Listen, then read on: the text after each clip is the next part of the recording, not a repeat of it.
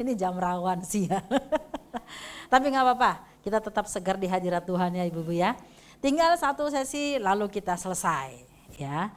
Karena gitu kita langsung mulai saja ya.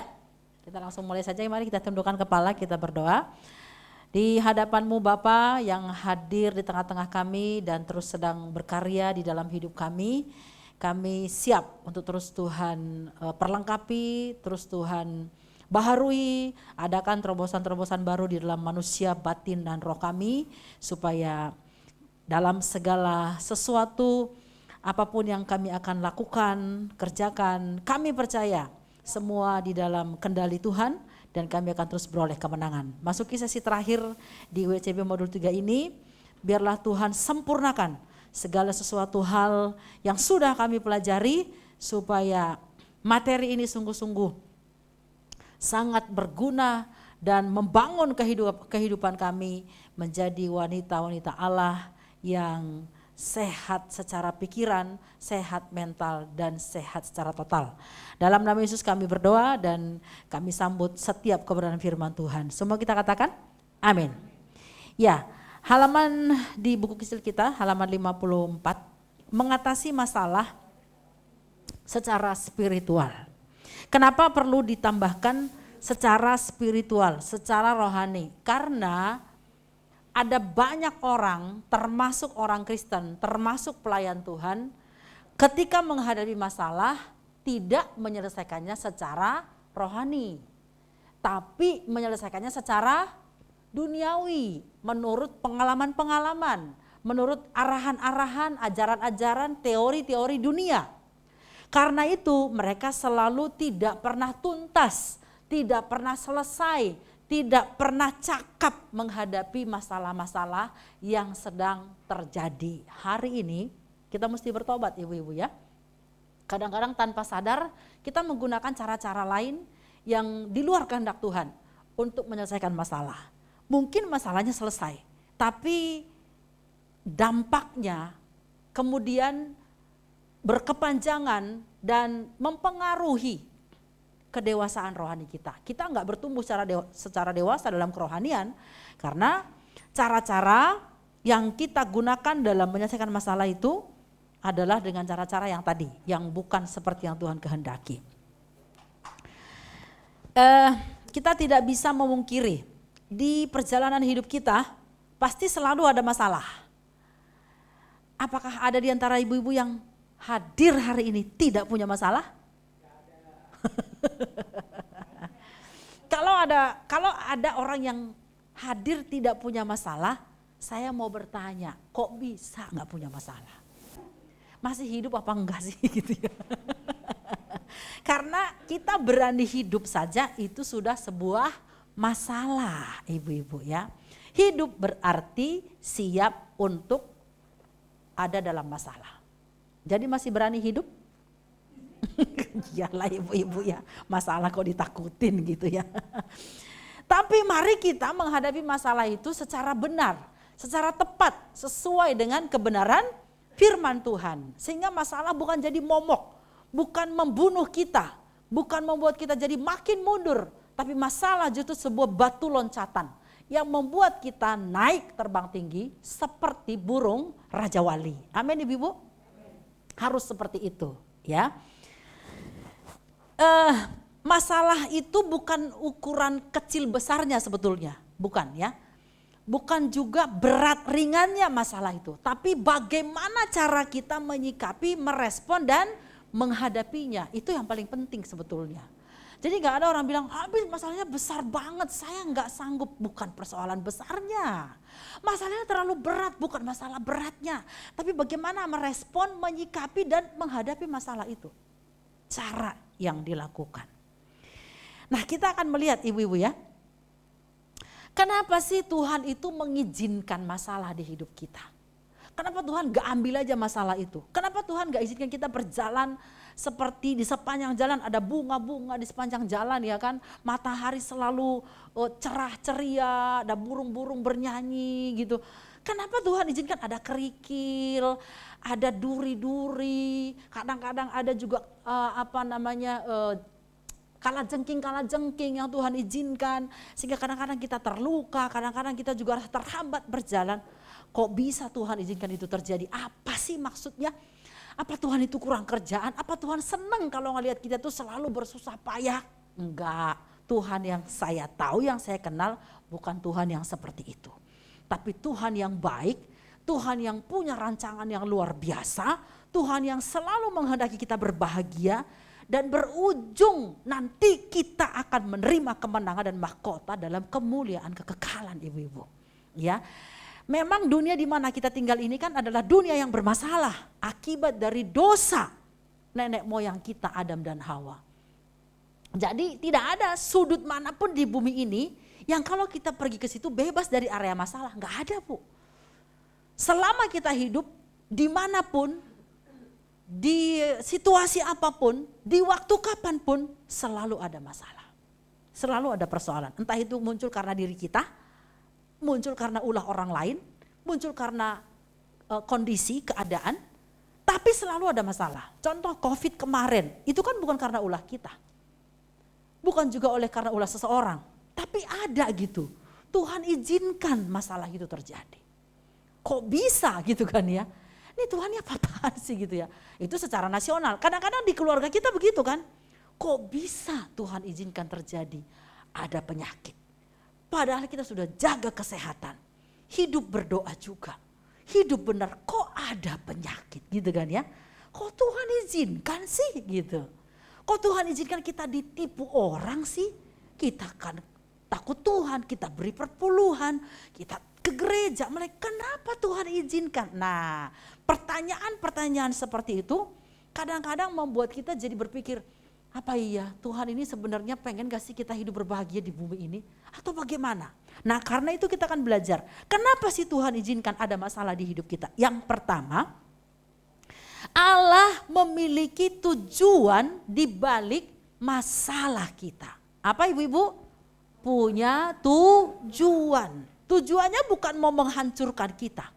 Tapi pasti tujuannya adalah membuat kita menjadi orang-orang yang akan mengalami berkat-berkat yang gak pernah kita duga.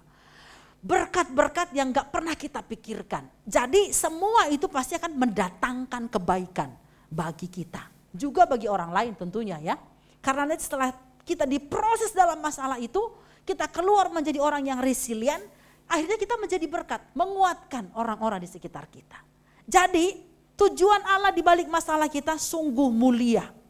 Tapi memang ketika masalah itu ada, kita sedang ada di dalamnya, enggak ada enak-enaknya. Ibu-ibu rasa enak enggak kalau ada masalah?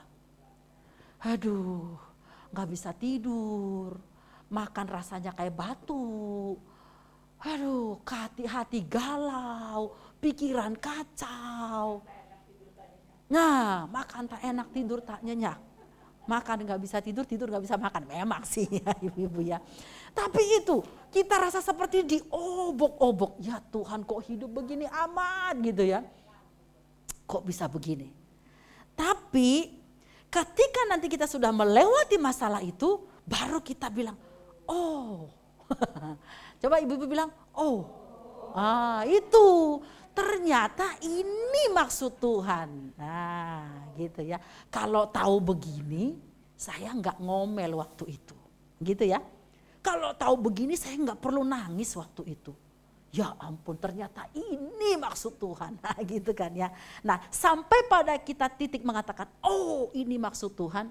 Barulah kita ngerti setiap masalah ada tujuan Allah. Untuk mendatangkan kebaikan bagi kita, untuk memberkati kita, untuk memberikan surprise. Ibu-ibu senang gak kalau dikasih kejutan? Senang gak kalau dikasih surprise oleh Tuhan? Amin. Pengen gak dikasih surprise? Berarti harus siap menghadapi? Aduh ibu nih gitu ya. Kalau gak kita gak akan rasa surprise. Karena semuanya jalan biasa saja. Tapi kalau lagi waduh rasanya digonjang-ganjing. Tiba-tiba Tuhan bilang, "Des, ini hadiahnya." Aduh Tuhan kalau tahu begini. Nah ibu ya. Bagaimana kita bisa mengalami satu kesembuhan yang ajaib? Orang yang sehat nggak perlu kesembuhan, Bu. Orang dia sehat. Bagaimana kita mengalami mujizat kesembuhan? Ya sakit dulu, baru ngalamin mujizat kesembuhan. Itu dong, gitu ya. Bagaimana kita mengalami mujizat keuangan? Kalau kita sampai bangkrut, punya utang, Tuhan berikan surprise. Itu baru mujizat namanya, gitu loh. Jadi jangan pernah berpikir mengalami mujizat, mengalami hal-hal yang surprise kalau kita nggak pernah mengizinkan atau mau bersedia mengalami apa yang namanya masalah-masalah yang Tuhan sudah persiapkan memang untuk menguji kita. Bukan mencobai ya, tapi menguji kita. Alkitab berkata, Allah tidak pernah mencobai, juga tidak pernah dicobai oleh siapapun. Tapi tiap kita dicobai oleh keinginan diri kita sendiri. Tapi yang benar Allah itu menguji. Kenapa diuji? Supaya naik kelas. Sekolah itu kalau nggak ada ujian, jangan sekolah di situ.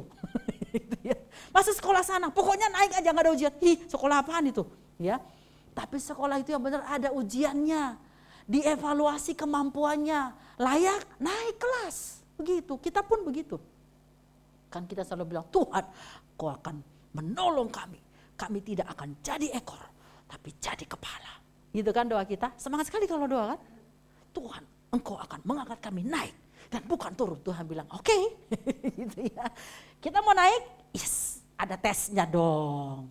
Nggak mungkin kamu dibawa naik, tapi ketika kamu naik langsung brek jatuh gubrak. Nggak boleh. Kamu harus tahap demi tahap. Tahap demi tahap itulah masalah itu. Ibu-ibu yang dikasihi Tuhan. Ya. Matius 11 ayat 28. Firman Tuhan berkata apa? Marilah kepadaku semua yang letih lesu dan berbeban berat. Aku akan memberikan kelegaan kepadamu. Allah memberikan solusi kepada kita. Bagi kita masalah itu adalah beban berat. Kita mau dibuat jadi letih lesu. Tapi Tuhan berjanji, mari datang gitu ya. Ada undangan. Berbahagialah yang merespon undangan. Dan undangan itu setiap detik berlaku. Amin ibu-ibu. Setiap detik Tuhan gak pernah terlalu lelah mendengarkan kita. Tidak pernah terlalu sibuk untuk memberikan waktu bagi kita. Kitanya yang terlalu sibuk. Tuhan mah 24 jam bisa diketemuin di mana saja, kapan saja, jam berapa saja Bu. Tapi kita terlalu sibuk. Kadang-kadang kita pikir kita mampu lah gitu ya. Padahal Tuhan tahu kamu sebenarnya gak mampu. Sebab itu marilah kepadaku kata Tuhan. Rugi di kita kalau kita gak mau datang ya. Ada undangan gratis, diberi kelegaan, tapi kita nggak respon. Yang rugi bukan yang ngundang dong, yang rugi yang diundang. Nggak mau datang soalnya. Kenapa masalah makin berat dalam hidup kita? Karena kita tidak praktek firman ini. Coba dong praktek Bu. Pasti Tuhan berikan kelegaan kepada kita. Ya. Dalam Roma 8, 28, 29 firman Tuhan berkata apa? Kita tahu sekarang bahwa Allah turut bekerja dalam segala sesuatu untuk mendatangkan kebaikan bagi mereka yang mengasihi Dia, yaitu bagi mereka yang terpanggil sesuai dengan rencana Allah. Kalau kita mengasihi Allah, kita tidak akan bersungut dengan persoalan yang ada. Tidak akan marah-marah kepada Tuhan ketika ada masalah. Tidak akan mempersalahkan Tuhan ketika Tuhan izinkan ujian kalau kita mengasihi Allah.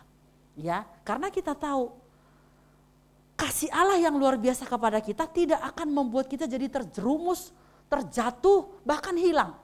Pasti Tuhan izinkan itu untuk membuat kita jauh lebih baik nanti. Jauh lebih dipercaya banyak hal. Jauh lebih dipermuliakan. Jauh lebih mendapat berkat yang lebih besar ibu-ibu.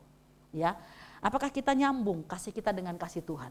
Atau hanya sepihak Tuhan saja yang mengasihi kita? Kan tadi dikatakan bagi orang yang mengasihi Dia ibu-ibu ya. Itu yang pertama. Bahwa Allah memiliki tujuan di balik masalah yang sedang kita hadapi. Yang kedua, Allah membentuk karakter kita menjadi serupa dengan Kristus. Karakter kita ini carut marut, jujur, ketersinggungan, kesombongan, ego, malas, apalagi banyak hal, dan itu perlu dibereskan. Ketika itu dibereskan, kita terbentur dengan cara Tuhan. Dan kita bilang itulah masalah. Sebenarnya gak masalah sih. Itu bukan masalah. Menurut kita itu masalah. Padahal itu cara Tuhan. Untuk membereskan karakter kita. Contoh, saya ini mantan orang yang tersinggung. Masih ada tersinggungnya? Masih ada lah. Kan saya masih hidup di bumi, ibu-ibu ya, kecuali saya udah pulang ke surga ya. Tapi ketersinggungan saya hari ini dibanding dengan waktu saya masih SMP, SMA, itu jauh sekali. Jauh sekali, mungkin hari ini tinggal 10% dan bisa cepat selesai. Waktu itu 100%, ibu-ibu, 1000% kayaknya ya. Jadi tersinggungnya luar biasa parah. Tingkat dewa ya, ibu-ibu ya. Pokoknya apa aja tersinggung. Kenapa begitu? Karena ada latar belakangnya. Saya kan pernah bilang bahwa mama saya meninggal waktu saya masih kelas 1 SD. Saya dibesarkan oleh keluarga tante saya kan. Dan di situ saya setiap hari dipukul oleh anaknya yang masih gadis. Jadi kekerasan fisik. Untung nggak cacat ya ibu-ibu ya. Dan itu terus. Dan akhirnya saya menutup diri, jadi minder, jadi gampang tersinggung. Tapi setelah saya berjumpa dengan Kristus dipulihkan. Tapi nggak sekaligus. Pelan-pelan, bertahap. Bagaimana supaya saya bisa selesai dengan ketersinggungan saya? Apakah Tuhan singkirkan semua orang yang menyinggung saya? Justru dibalik Bu. Tuhan hadirkan orang-orang yang menyinggung saya. Saya bilang, Tuhan, kok begini saya berdoa, saya dibentuk supaya tidak tersinggung. Kenapa Tuhan izinkan orang-orang ini? Tuhan bilang apa? Kalau kamu nggak diperhadapkan langsung, kamu nggak tahu kamu lulus atau belum. Jadi Tuhan izinkan dan kamu tidak sendiri.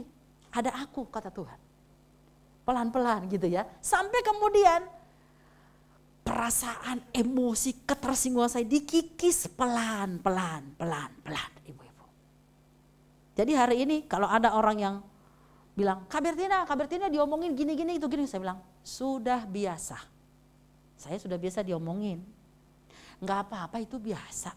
Saya jawab begitu. Dulu, nanti dulu ya. Belum tahu kau orang Batak ini gitu ya. Macam-macam kau gitu dulu Bu. Tapi sekarang enggak. Saya udah biasa diomongin, enggak apa-apa.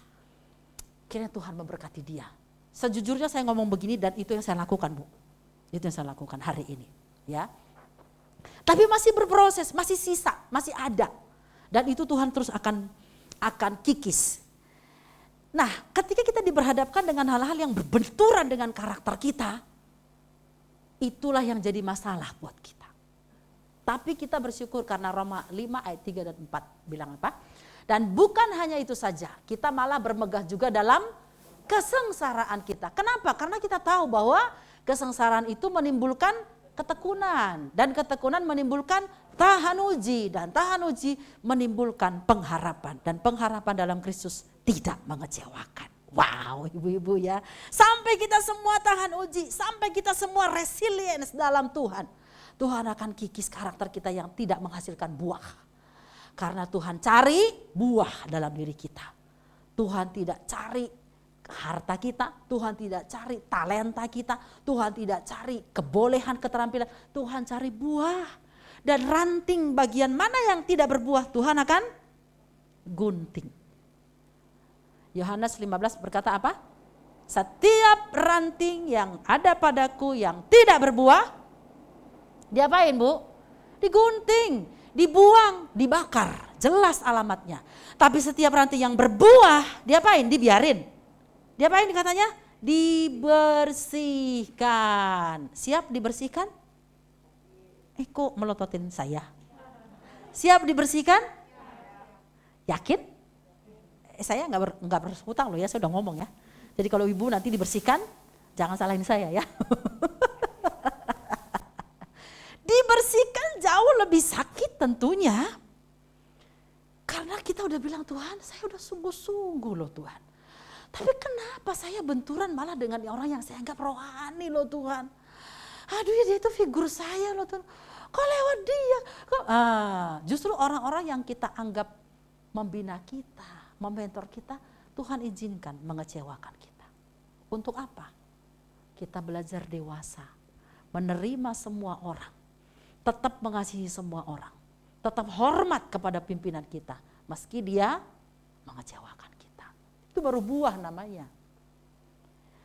Kita kan sudah belajar di WCB 1 ya, tentang karakter. Tapi kan karakter gak disulap dalam sehari. Seumur hidup. Seumur hidup. Kalau orang dirasuk setan, pelepasan paling lama 2 hari, berarti banyak banget setannya. Tapi kalau cuma sedikit kerucu-kerucu, ya 1 jam juga selesai. Langsung selesai bersih dia, tapi karakter itu seumur hidup. Dan kita gak bisa usir segala roh-roh kesombongan keluar, bukan. Belajar mau diproses rendah hati, itu yang benar. Roh kemalasan keluar, gak ada diusir roh kemalasan. You mesti lawan dengan rajin, itu. Saya bilang kepada anak-anak murid di sekolah begitu. Jangan kamu tengking-tengking itu, roh malas lah, roh kesombongan. Kamu mesti lawan, berubah. Wah, ini kalau bicara mengenai karakter, Bu, saya 1 semester ngajar karakter. Itu pun anak-anak, ya Tuhan tolong gitu ya. Nanti begini, nanti begitu, nanti begono. Karena mereka masuk di sekolah Alkitab seperti kayu gelondongan. Tahu kayu gelondongan? Masih kasar, masih segala macam. Dan ketika diajari karakter, pertama masuk di kelas aman. Semua munafik. Semua memunculkan baik-baik di luar. Berjalan 2 bulan muncul mulai aslinya gitu ya. Ternyata dia jorok ya gitu ya. Ternyata dia rakus ya. Ternyata semua muncul. Baru terjadi proses itu. Kan kita juga begitu dalam berkeluarga kan. Waktu kita belum menikah, meskipun sudah 3-4 tahun berkenalan dengan calon kita, pasangan kita hari ini, rasanya semua baik-baik aja gitu ya. Begitu masuk dalam berumah tangga, ternyata gitu ya, baru tahu gitu ya. Kok begitu? Ya, karena karakter asli itu. Dan Tuhan izinkan masalah untuk membentuk karakter kita. Supaya kita makin sabar, makin punya penguasaan diri, makin hidup dalam sukacita, makin berkemurahan, makin baik. Terus Tuhan akan kerjakan. Haleluya ibu-ibu. Ngantuk atau apa ini? Seru lah, saya kalau ngajar karakter tuh seru banget pokoknya ibu-ibu ya. Gak ada habisnya. Karena banyak, perempuan itu gini loh. Saya kemarin konseling dengan seorang anak. Udah ibu-ibu sih, tapi saya bilang anak karena murid kan gitu. Saya bilang gini, kamu tahu perempuan itu cuma ada di 2 kelompok. 1, kalau dia selesai dengan dirinya, karakternya terbentuk, dia akan jadi perempuan ilahi, berkarakter Kristus. Yang kedua, kalau perempuan itu gak pernah selesai dengan dirinya, rusak, tidak pernah terbentuk karakternya, dia akan jadi perempuan iblis. Ngerti maksudnya ibu-ibu? Cuma dua kelompok ini, di mana kita? Kita gak boleh di tengah-tengah. Hanya kalau bukan perempuan ilahi, perempuan iblis, udah pasti Bu. Makanya kalau kita mau sungguh-sungguh kepada Tuhan, sekalian jadi bagi Tuhan. Jangan tanggung-tanggung. Kalau enggak kita akan dipermainkan oleh iblis dan kita akan capek setengah mati. Sekalian serahkanlah, terserah Tuhan. Tuhan mau bentuk seperti apa. Saya kenyang dengan pembentukan Tuhan. Ketika saya mau lulus S1, saya bilang Tuhan saya sudah bonyok. Ini kalimat saya bilang Tuhan saya sudah bonyok. Saya nggak tahu bagian mana lagi yang Tuhan mau bentuk udah habis gitu ya ibu-ibu ya. Kenapa? Karena saya pernah melewati masa-masa setiap hari tiada tanpa air mata. Bangun tidur, doa, nangis lagi. Mau tidur, doa, nangis lagi. Terus begitu. Sampai teman sekamar saya bilang, saya kan di asrama. Bertina, saya lihat kamu hari-hari ini ya. Tiada doa tanpa nangis. Kenapa sih kamu nangis terus katanya gitu. Saya no comment. Saya bilang, hanya saya dan Tuhan yang tahu apa yang Tuhan sedang kerjakan dalam hidup saya. Dan saya bilang Tuhan, kalau toh saya mati karena dibentuk Tuhan jauh lebih terhormat daripada saya mundur dan meninggalkan Tuhan. Silahkan Tuhan. Habis ibu-ibu, saya gak sempat. Kalau kesaksian bisa besok kita pulang. Ibu-ibu ya. Banyak sekali yang Tuhan sudah, God, karena Tuhan lihat kamu tersinggungan, kamu masih ada kesombongan ya, kamu masih begini, banyak yang Tuhan singkapkan dalam diri saya yang menghambat buah itu keluar. Dan Tuhan gak mau, Tuhan mau murni buah yang keluar.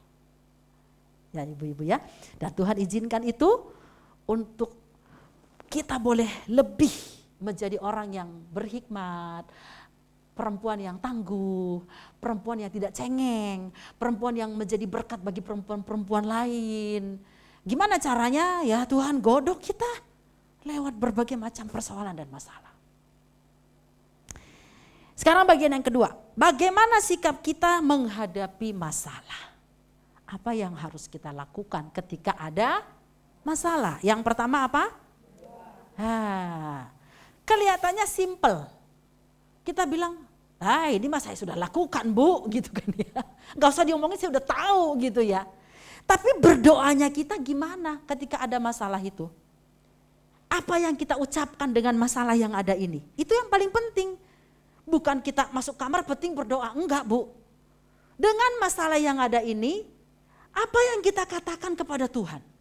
Apa kita bilang Tuhan, beri jalan keluar, Tuhan angkat masalah ini. Atau begitu?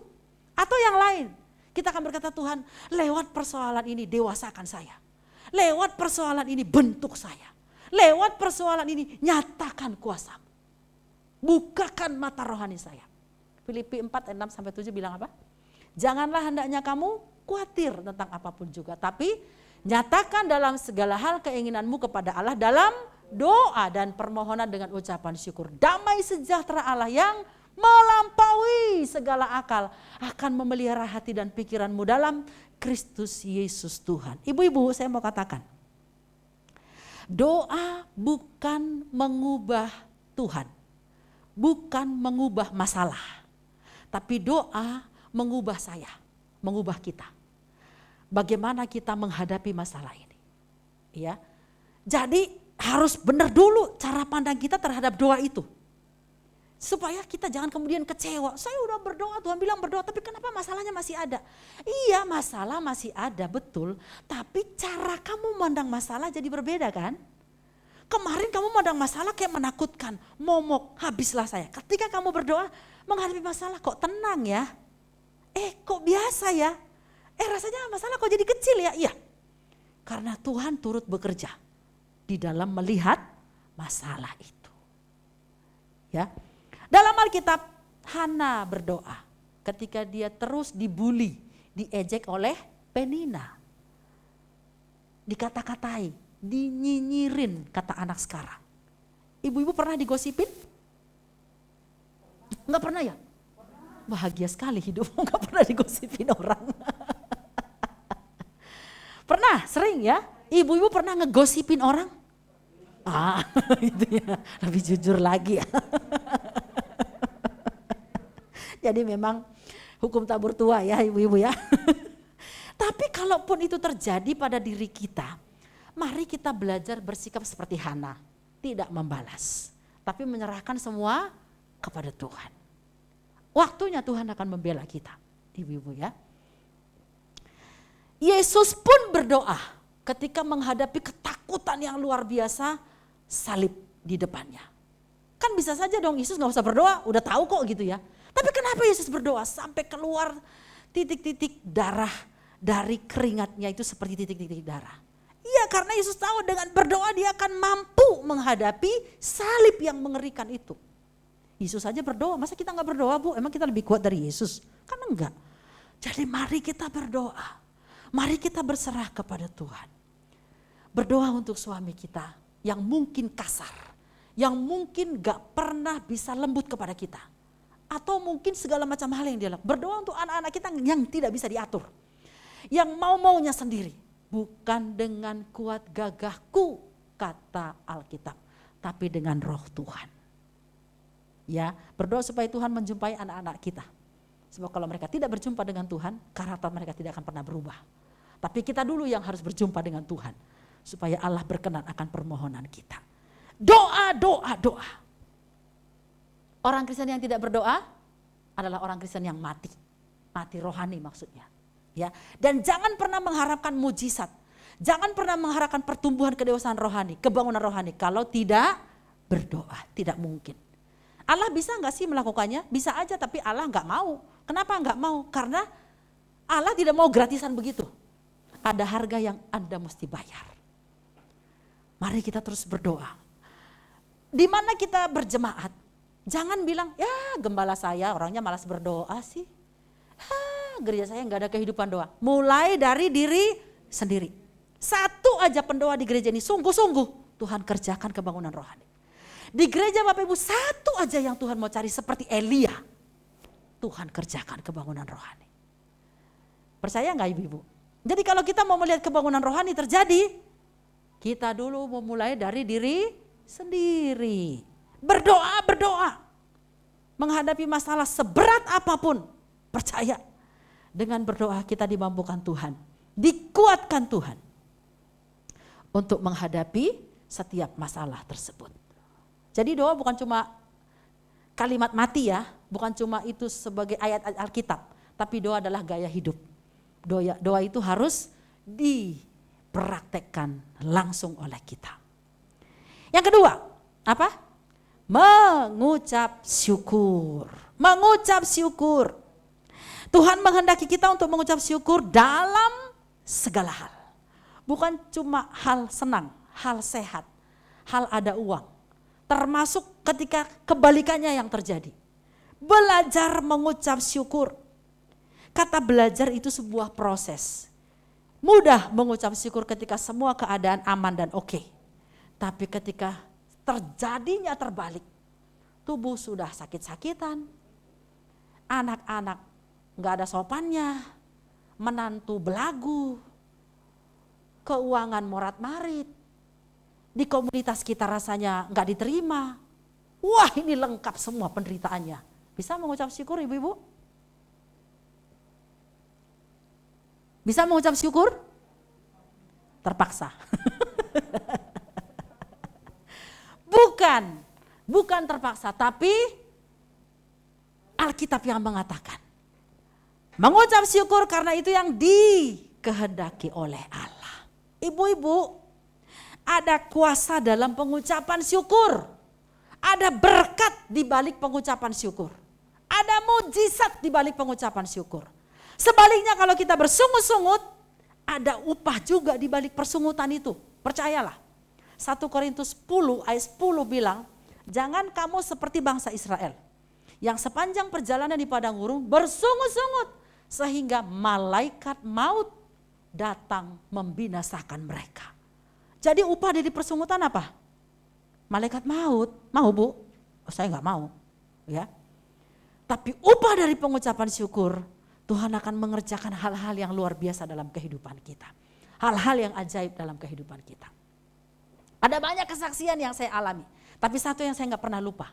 Ketika anak saya yang pertama masih umur 1,5 tahun lah ya. Namanya anak segitu kan pipis di mana aja lah. Kan dia belum bisa ini ya. Jadi pup di mana aja gitu. Jadi waktu itu hari Sabtu. Hujan. Saya nyuci banyak karena kan hari libur ya. Suami saya ada di rumah. Ponakan saya juga ada di situ. Saya bilang tolong liatin anaknya gitu kan ya. Saya sembari nyuci gitu. Itu anak main lah di lantai, kemudian ada kasur tipis gitu. Terus ya kata suami saya, dia nonton gitu ya. Selesai nyuci, saya mau jemur, saya lihat ini anak kenapa diem aja gitu. Saya lihat kasurnya, ya ampun pupnya sudah berserakan. Aduh, mau marah gimana, mau ngomong apa. Ada suami, ada ponakan, yuk berdua ngapain? Anak satu gini aja gak bisa diurus gitu kan ya. Nah kalau saya tidur-tiduran salah saya kan nyuci gitu. Memang saya waktu itu marah, saya bilang sama suami saya. Kelewatan ya, coba kamu yang nyuci. Saya bilang, saya tungguin nih anak, marah saya. Lalu saya cuci itu tapi dengan marah-marah. Kasurnya maksudnya ya, saya cuci, gak semua sih, sebagian aja gitu. Saya sikat, sembari saya ngomel-ngomel. Udah jadi hamba Tuhan belum? Sudah dong. Gitu ya. Sudah khotbah di mana-mana juga itu. Sikat sambil ngomel-ngomel ya. Terus maksud hati saya mau jemur keluar, ada teras sedikit gitu. Saya nggak tahu bagaimana kejadiannya, waktu saya naikkan itu kasur, kok ada debu atau apa masuk di mata saya. Aduh itu nggak keluar-keluar rasanya debunya. Saya kucok-kucok, saya pakai kapas, nggak tahu lah ya. Tapi akhirnya memang bisa cuma bengkak. Besok paginya saya bangun itu bintitan, tahu ya, bintitan di dalam gitu. Saya pikir ntar juga sembuh, saya pakein tetes mata gitu. Nggak sembuh, 3 hari nggak sembuh, 4 hari nggak sembuh. Nah waktu itu di seminari Bethel ada dokter kampus. Saya pikir sekalian lah nanya gitu, ini kenapa sih gitu ya, apa ada obatnya kali. Saya tanya, dok coba dilihat dong, ini kok gak keluar-keluar ya, bintiknya kok agak besar memang. Ya lebih besar dari beras lah gitu ya. Terus dia lihat begini, wah ini sih mesti operasi kecil. Hah? Gitu aja operasi kecil? Iya gak bisa diobatin. Oh Tuhan tolong, masa iya? Terus saya bilang, baik dok. Nah waktu saya, karena itu di lantai 4 kan dokter kampusnya, waktu saya turun ke bawah saya nangis di tangga, saya bilang Tuhan ampuni saya. Sebetulnya bukan persoalan ini dioperasi atau enggak, tapi saya ingat saya bersungut-sungut waktu itu, Tuhan ampuni bodoh banget ya gitu ya. Inilah upahnya gitu. Jadi saya enggak datang lagi ke dokter itu, saya bilang saya perlu rekonsiliasi nih dengan Tuhan. Ya, dokter di atas segala dokter. Saya pulang, saya penyembahan, saya minta ampun sama Tuhan. Saya bilang Tuhan ampuni saya. Saya ngajarin di pre-seniorship tentang bagaimana mengucap syukur. Kok saya melakukannya, melanggarnya. Saya penyembahan, saya meratap. Tidur malam itu. Besok paginya saya lihat kok sembuh.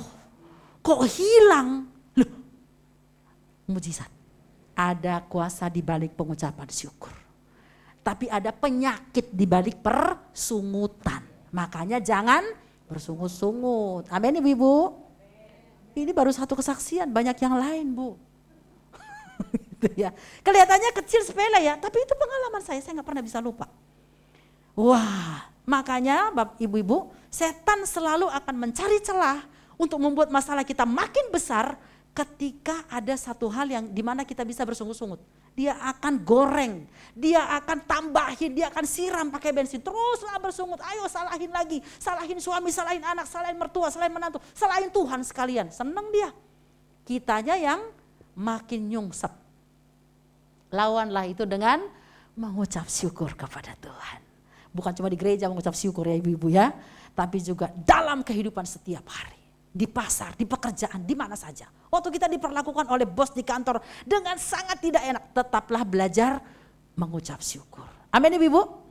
Haleluya. Yang ketiga, cara kita mengatasi masalah, lihatlah masalah dari cara pandang Tuhan.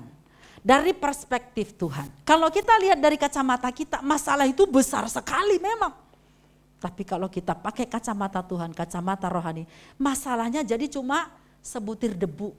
Gampang lah ya, Tuhan tiupkan aja juga selesai ibu-ibu ya. Mari kita pakai kacamata Tuhan.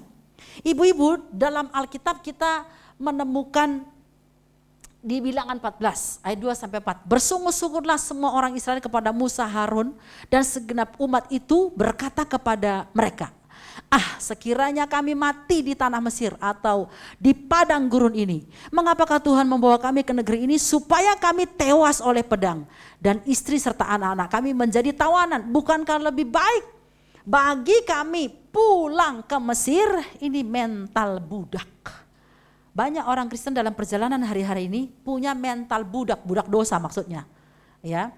Dan pengen lagi balik ke masa lalu. Nggak bisa lihat dengan cara pandang Tuhan.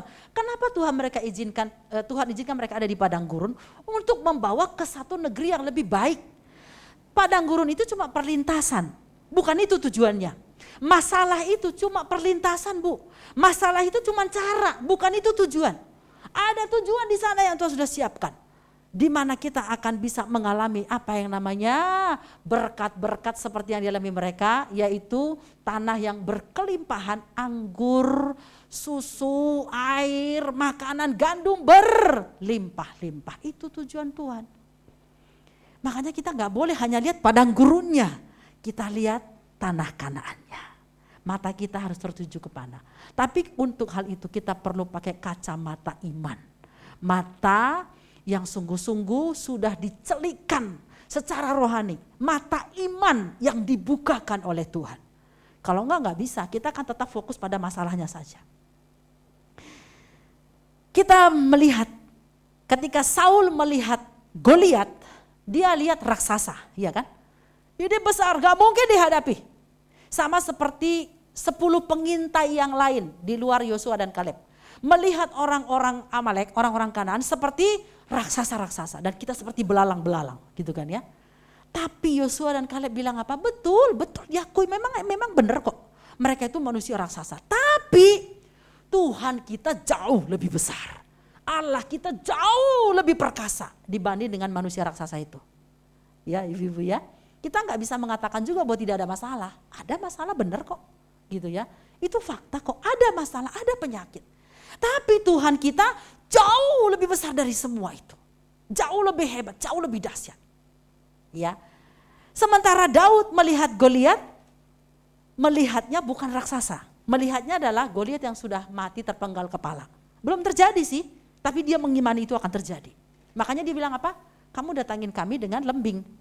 Senjata-senjata dunia kami, saya datangi kamu dalam nama Tuhan semesta alam. Tidak ada yang bisa melawan. Dan betul, dia bilang hari ini juga Tuhan akan menyerahkan engkau ke tanganku. Dan terjadi. Makanya bukan hanya melihat dengan cara perspektif Tuhan, perkatakan perkataan iman. Ucapkan kata-kata iman kepada diri kita maupun kepada orang-orang di sekitar kita. Jangan kita selalu bilang, udah memang kayaknya gak mungkin. Udah memang kayaknya gak mungkin sembuh. Gak mungkin teratasi. Berhenti ngomong begitu. Kita bilang apa? Bersama dengan Tuhan saya lakukan perkara yang besar. Saya percaya ada mujizat. Saya percaya ada kesembuhan. Tuhan akan kerjakan yang terbaik. Tuhan akan lakukan perkara-perkara dahsyat. Kata-kata itu kita mesti ucapkan. Di sepanjang hari-hari kita. Kalau kita bangun pagi, terutama yang sudah berumur itu kan biasanya kan badan lah pegel, pinggang lah rasa renyap. Aduh kok begini badan ini ya. Lalu kita mulai mengucapkan kata-kata yang gak sesuai dengan firman. Kita bilang aduh Tuhan, aduh mati deh. Mati beneran Bu. Orang itu yang kita ucapkan. Ya, aduh mampus deh. Seharian jadi mampus Bu. Apa dong? Ucapkan kata-kata iman. Bener pegel saya akui. Bener rasanya badan tuh saya kayak rasa rentak begitu. Tapi kita bisa berkata, Tuhan saya percaya. Ya, jalan serta Yesus. Nyanyikan pujian itu. Ya, bagi Tuhan tak ada yang mustahil. Hati yang gembira adalah obat. Ya apa saja, perkatakan aja firman. Pasti terjadi. Amin Ibu. Makanya bangun pagi jangan pernah mengucapkan kata-kata yang negatif pada diri kita maupun seisi rumah kita. Percakapkan kata-kata iman. Ya. Gimana Bu kalau anak saya susah banget dibangunin? Sampai saya sudah bawel ini, sudah apa segala macam. Iya tetap. Nak Tuhan memberkati. Semangat. Hari ini hari luar biasa. Gitu, ya. Bu saya lagi marah, iya. Tapi diungkapkan dengan kata-kata yang positif. Ya, Ibu ya. Jangan kita katakan kamu ini kayak kebo. Jadi kebo beneran. Bu, ya. Perkatakan kamu anak luar biasa. Ayo semangat sayang. Hari ini ada banyak berkat Tuhan. Anak saya merespon dengan hal yang berbeda waktu saya mengatakan, Dek kamu ini malas ya. Dengan saya katakan, ayo nak semangat, ayo ganteng. Beda responnya. Waktu saya bilang, nak kamu semangat, kamu ganteng, kamu hebat luar biasa. Dia akan berusaha meskipun masih begini ya. Meskipun masih tutup mata, tapi dia berusaha bangun. Kalau saya bilang, kamu malas, dia peluk guling sekalian. Kenapa? Karena dia merespon kata-kata itu. Jadi mari kita belajar memperkatakan kata-kata yang membangun, kata-kata iman, kata-kata firman. Terhadap diri kita pun ya, ibu-ibu ya. Oke. Itu. Kemudian yang keempat, mengatasi masalah persekutuan dengan umat Allah. Komunitas itu penting. Ya, janganlah kita menjauhkan diri dari persekutuan, pertemuan ibadah kita dengan orang-orang yang percaya. Ini agak ketimpa dia ini karena di handphone ya. Berdua lebih baik daripada satu orang, ya karena mereka menerima upah yang baik dalam jerih payah mereka. Karena kalau mereka jatuh, yang seorang mengangkat temannya. Tetapi uai bagi orang yang jatuh yang tidak punya orang lain untuk mengangkatnya. Makanya perlu komunitas, perlu ada persekutuan seperti ibu-ibu ini. Jadi bisa saling bersaksi, saling menguatkan ya, saling mendukung satu dengan yang lain. Menyapa lewat WhatsApp, apa kabar Bu, tetap semangat gitu kan ya. Nah sekarang kita juga mesti belajar. Jadi jawaban bagi orang-orang yang bermasalah di sekitar kita meskipun dengan hanya 2-3 kalimat lewat WhatsApp kita. Jangan diabaikan Bu, itu penting buat mereka. Ketika mereka begitu down, mereka menunggu satu kalimat. Kok gak ada yang peduli saya ya? Kok gak ada yang WhatsApp ya? Segitu banyak WBI di tempat kami. Kok gak ada yang nyapa saya? Bisa tambah down. Ya. Tapi kalau kita bangkit sebagai orang yang resilience, kita akan perhatikan keadaan mereka. Kenapa ibu ini ya hari ini tumben gak respon? Atau kemarin tumben gak WBI? Kita japri. Bu apa kabar? Sehat ya Bu? Gitu ya. Tetap semangat Bu, kami doakan ibu. Itu satu penyemangat buat dirinya Bu. Gitu. Jadi kita pun bahkan menjadi jawaban buat mereka. Persekutuan dengan umat Allah bukan hanya bicara mengenai bagaimana kita dikuatkan, tapi bagaimana orang lain dikuatkan lewat kehidupan kita. Ya. Yang kelima apa? Sukacita. Amsal 17:22. Hati yang gembira adalah obat yang manjur. Tahu obat manjur artinya apa? Obat yang cespleng. Tahu cespleng? Obat yang pasti menyembuhkan. Gitu, obat yang tiada tandingannya lah gitu ya. Tetapi semangat yang patah mengeringkan tulang. Kita mungkin berkata, Bu, bagaimana saya bersuka cita kalau saya ada dalam masalah, kalau saya ada dalam persoalan, kalau tubuh saya lagi sakit, mana mungkin saya bersuka cita? Secara manusia tidak mungkin. Secara manusia itu juga agak gila. Tapi di dalam Tuhan itulah yang normal. Kita bisa bersuka cita ketika kita dalam keadaan kondisi tubuh yang lemah. Ketika ada masalah yang begitu berat. Sehingga orang dunia berkata, ya ilah ini orang kok bisa kuat begitu ibu ini ya. Kok bisa tangguh begitu. Kelihatannya dia gak punya masalah. Kenapa wajahnya selalu bersuka cita? Yes, karena saya punya Tuhan yang hidup dalam diri saya. Satu waktu kejadiannya masih waktu anak saya masih kecil. Jadi saya pulang dari kantor, ya ada banyak masalah sih. Tapi saya belajar praktik firman. Saya pulang, terus kemudian ada ibu-ibu, karena mereka ibu rumah tangga biasa ya. Jadi duduk tuh di teras seorang yang punya warung dekat rumah kami. Mereka lagi ngobrol, saya gak tahu ngobrolin apa gitu ya. Ada 5-6 orang itu ibu-ibu. Tiba-tiba salah seorang ibu yang sering pengajian bilang begini, wah tante udah pulang kerja ya? Saya bilang, iya Bu. Lagi pada ngapain nih? Lagi pada ngobrol ya Bu? Saya bilang. Terus dia bilang gini, wah tante mah semakin hari semakin semangat ya. Tante tuh wajahnya kelihatannya enggak ada masalah. Saya bilang, amin Bu, karena saya punya Tuhan. Iya tante ya, punya Tuhan Yesus ya. Mulut dia yang ngomong ya, ibu-ibu. Mulut dia yang ngomong, bukan saya. Saya cuma bilang punya Tuhan, dia bilang ada Tuhan Yesus. Coba itu Bu ya.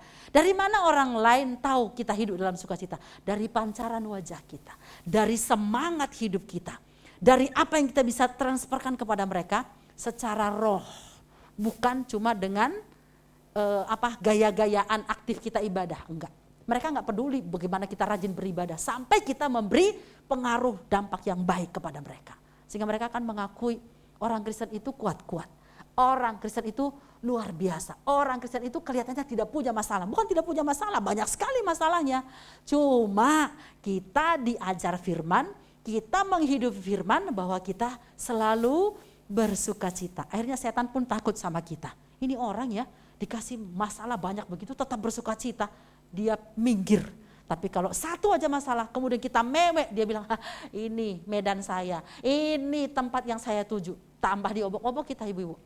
Ya, jadi mari kita lawan dengan sukacita. Atasi dengan tetap bersukacita di dalam Tuhan. Bersukacita enggak identik dengan senang-senang ya, bukan Bu. Enggak identik dengan ketawa-ketawa terus, enggak. Ketawa-ketawa terus berarti ada sedikit miring ini ya. Tapi bersukacita itu punya semangat, punya gairah, optimis ya. Dia akan selalu hidup dalam sukacita ilahi. Beda lagi tentunya ini. Meskipun beras untuk makan besok udah nggak ada, udah kosong. Tempat berasnya udah kosong. Ya. Meskipun anak kita mungkin berkata, udah mau bayar uang kuliah. Nggak ada tabungan. Mau dari mana dapat duit? Tapi tetap bisa bersukacita. Kenapa?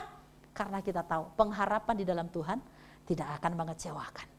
Dia pasti akan memberikan kepada kita seperti yang sudah dia takarkan bagi kita tepat pada waktunya. Menurut kita terlambat, tapi buat Tuhan tidak pernah terlambat. Tepat pada waktunya Tuhan akan menolong kita. Mari kita belajar mengatasi masalah secara rohani. Bukan secara duniawi, bukan secara ilmu pengetahuan, bukan dari pengalaman kita. Satu waktu, terakhir ya, Petrus dan teman-teman menjala ikan. Dan sudah semalam-malaman mereka menjala ikan kan. Ketika menjelang pagi, Yesus datang di situ. Dan Yesus bertanya pada pokok persoalannya langsung. Adakah ikan padamu gitu kan ya. Mereka bilang apa? Tidak ada guru, sudah semalam-malaman. Dari jam 6 sore ke jam 6 pagi. Kami tidak menangkap seekor pun. Kurang berpengalamankah Petrus? dia diambil Tuhan dari situ, dari pekerjaan nelayan itu, ibu-ibu. Jadi dia paham tentang dari mana arah angin, kemana ikan berkumpul, sangat mengerti. Apalagi danau itu adalah danau tempat biasa mereka menangkap ikan. Jadi dia pasti sudah kuasai wilayah itu. Dia adalah orang yang sangat berpengalaman, sangat ahli dalam hal menjala ikan. Tapi lihat, semua pengalaman sudah dikerahkan, semua ilmu sudah dikerahkan. Satu ekor pun tidak dapat. Bahkan ekornya aja nggak dapat, Bu. Jangan satu ekor, ekornya aja gak dapat. Tapi ketika Tuhan datang, Tuhan bilang apa? Lemparkan jalamu ke tempat yang lebih dalam. Petrus bilang apa? Sudah semalam-malaman guru, tapi karena engkau yang mengatakan. Karena engkau yang mengatakan, aku akan melemparkan jala juga. Dan ketika dia lemparkan berdasarkan ketaatan kepada Tuhan, maka ikan itu banyak, 100 lebih ya, 153 kalau nggak salah. Sampai mau koyak tuh jala. Itu jawaban, dalam 1 detik Tuhan bisa mengubah segala sesuatu. Asal kita taat. Pengalaman kita kadang-kadang nggak mempan menghadapi masalah. Tahun lalu kita ngadapin masalah seperti hari ini. Waktu kita sudah lakukan hal yang seperti tahun lalu, ternyata nggak ada jawaban. Malah tambah runyam ibu-ibu ya. Kita sudah pakai ilmu, segala macam nasihat orang. Kok gak mempan ya? Doa pendeta sudah. Tuhan apa sih sebetulnya? Dengarkan apa kata Tuhan. Meskipun itu tidak masuk akal. Kalau Petrus mau bantah bisa juga kan? Guru gak usah ngajarin kita. Emang guru nelayan? Bisa juga kan? Kita ini yang nelayan, gak usah ngajarin, bisa dong. Tapi Petrus tidak, dia berkata karena engkau yang mengatakan, aku akan taat. Karena firman-Mu yang mengatakan, aku akan lakukan. Aku akan belajar untuk melakukan apa saja yang kau katakan. Meski itu bertentangan dengan pikiranku, bertentangan dengan pengalamanku, bertentangan dengan apapun yang mungkin pernah disarankan oleh suami, pendeta dan sebagainya. Aku akan lakukan. Dan waktu itulah terjadi mujizat. Kita mampu mengatasi dan menang atas masalah sebesar apapun. Percayalah, bagi Tuhan tidak ada masalah yang terlalu besar yang tidak bisa diselesaikan. Amin ibu-ibu. Tapi juga tidak ada masalah yang terlalu kecil, yang sepele, yang kita tidak melibatkan Tuhan. Semua mau kecil, mau sedang, mau besar, tetap serahkan kepada Tuhan. Dan dengarkan instruksi Tuhan, apa sih yang Tuhan mau lewat masalah ini. Dan hari ini kita belajar. Mari kita fokus bukan pada masalah, tapi fokus pada Allah. Fokus kita pada Allah, bukan masalah. Jangan katakan kepada Tuhan betapa besar masalahmu. Tapi katakan pada masalahmu betapa besar Allahmu. Amin. Katakan pada masalah betapa besar Allah. Jangan katakan pada Allah betapa besar masalah kita. Karena bagi Tuhan masalah sebesar dunia ini pun tetap kecil di hadapan Tuhan ibu-ibu ya. Karena dunia cuma tumpuan kakinya. Apa saja Tuhan bisa buat. Bahkan yang tidak ada menjadi ada. Allah kita Allah yang dahsyat. Jadilah wanita ilahi, healthy mind, healthy me, yang cakap mengatasi masalah secara rohani. Amin untuk firman Tuhan. Apakah ada slide berikutnya masih? Nah ini pertanyaan. Bagaimana saya bisa bertumbuh secara rohani ketika mengalami masalah? Nah kita jawab masing-masing ya. Apakah dengan ada masalah kerohanian kita makin bertumbuh atau makin terpuruk? Harusnya bertumbuh, itu yang benar. Yang kedua, apa yang saya perbuat ketika mengalami masalah? Apakah berkata mati aja atau kita berkata apa? Yes, ku kan terbang tinggi bagai raja wali gitu ya, mengatasi badai. Wow ya, semakin besar masalah harusnya makin kita dekat kepada Tuhan. Masalah itu harusnya mengangkat kita, membawa kita lebih dekat kepada Tuhan. Sehingga kita bisa tadi melihat segala masalah menurut perspektif Tuhan. Ibu-ibu kalau terus di bawah gunung, ngelihat apapun jadi besar. Tapi kalau kita naik di gunung, ngelihat apapun jadi kecil. Makanya firman Tuhan berkata, mari naik ke gunung Tuhan. Ada di hadirat Tuhan sehingga masalah sebesar apapun, kecil. Bersama Tuhan cepat selesai, percayalah. Ya. Yang ketiga, mengapa Allah mengizinkan masalah terjadi dalam hidup saya? Tadi sudah ada ya, mendekatkan kita, membentuk karakter kita, mengerjakan hal-hal yang surprise buat kita gitu ya. Jadi hari ini kita semua yang hadir adalah wanita-wanita yang cakap dalam menghadapi setiap masalah. Dan kita adalah pemenang-pemenang atas setiap masalah. Haleluya. Kita sudah menyelesaikannya. Berikan kemuliaan bagi Tuhan. Luar biasa. Oke, apakah ada pertanyaan sebelum kita masuk dalam doa tentang mengatasi masalah? Sudah cukup pahamkah? Amin. Tinggal prakteknya ya ibu-ibu ya. Haleluya. Puji Tuhan. Terakhir saya mau bersaksi sebelum kita masuk dalam doa ya. 2016, jadi sudah 6 tahun ya. 2016 itu di Seminari Bethel itu pergantian pengurus struktural. Sebelum itu saya adalah direktur sekolah penginjil, pemimpin sekolah penginjil maksudnya. Itu Rifana masih sekolah di sana. Jadi mengatur segala sesuatu lah gitu ya. Tapi ketika 2016 ada pergantian dan harus diganti karena sudah 2 periode. Lalu Dr. Yosafat yang membawahi seminari menanyakan ke saya, Bertina siapa yang dicalonkan gitu kan ya. Saya bilang sekretaris saya, dia sudah sekretaris saya 4 tahun yang hari ini jadi direktur. Kamu berani mencalonkan dia gitu kan ya. Pak, saya lihat anak ini baik dan dia punya karisma kepemimpinan. Nanti saya akan dampingi, saya akan bantu gitu. Sebab saya tidak punya yang lain karena direktur sekolah penginjil satu harus punya hati di sini. Ini pengabdian, bukan cari duit. Yang kedua harus punya kepala, mikirin bagaimana mengembangkan sekolah ini. Yang ketiga harus punya waktu. Kalau enggak bisa mementor dan mendidik anak-anak ini setiap hari. Jadi ini orangnya. Oke. Jadi ketika dia dipanggil menyampaikan hal itu, dia gemeteran. Karena rasa ya ampun, si sekretaris langsung jadi direktur gitu kan. Memang jarang ada ibu-ibu ya, mana ada gitu ya. Ada juga wakil atau siapa gitu. Dan ketika itu dikabulkan, saya nangis di hadapan Tuhan. Saya bilang, Tuhan terima kasih Engkau memberikan saya satu kasih karunia melahirkan pemimpin. Ya dong ibu-ibu ya. Jadi itulah keberhasilan seorang pemimpin ketika dia melahirkan pemimpin gitu. Saya Tuhan terima kasih Engkau hebat luar biasa. Ketika sudah serah terima jabatan, wah di kantor sih ketawa-ketawa gitu ibu-ibu ya. Tapi jauh di dalam hati saya ada satu ketakutan. Ada satu kekhawatiran, saya nggak tahu apa ibu-ibu ya. Saya kan nggak dipecat, tetap ngajar kan, tapi ada ketakutan di dalam hati saya.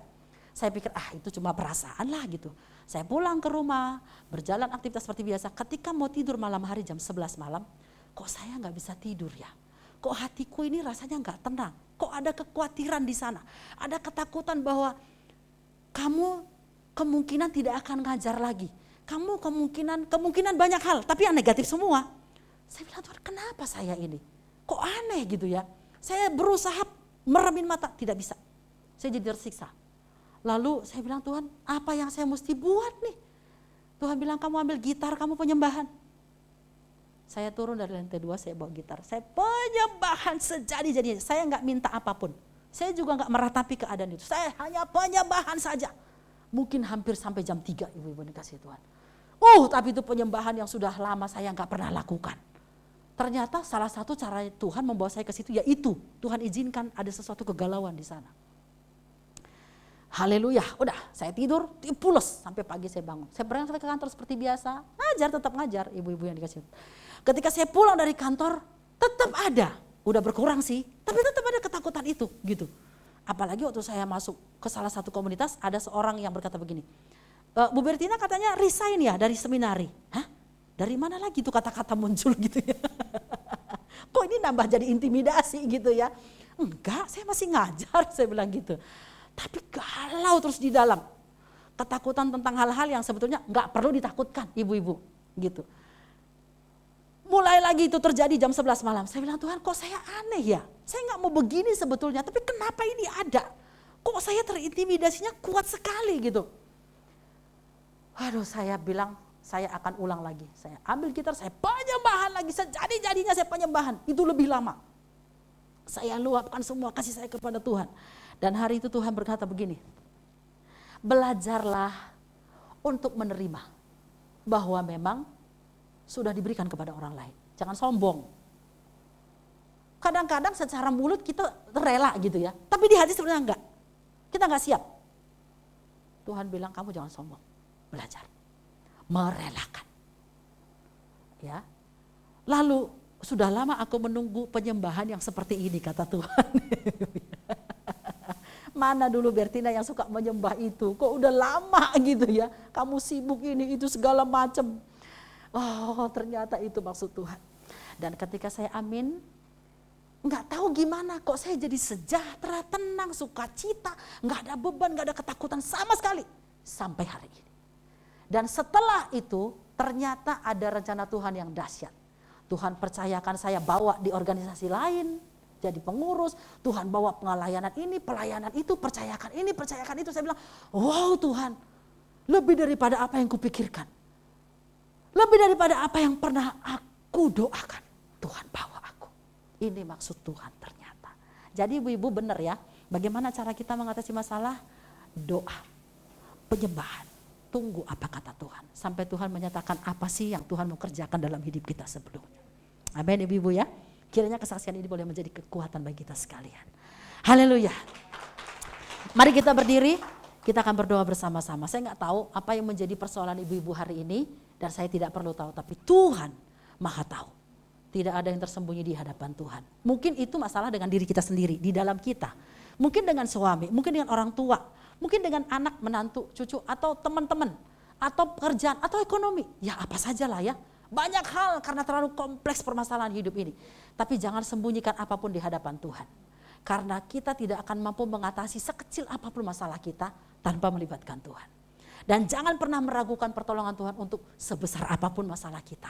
Karena tidak ada persoalan yang terlalu besar yang Tuhan gak bisa selesaikan. Amin.